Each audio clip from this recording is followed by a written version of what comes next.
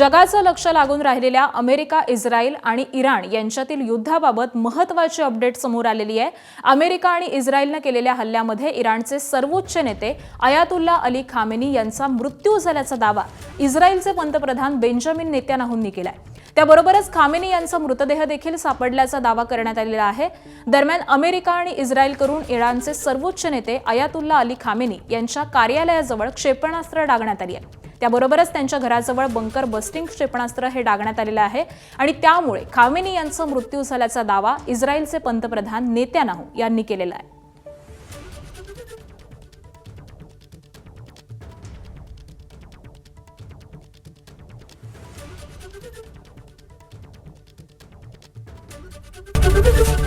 ABP माझा, उघडा डोळे बघा नीट।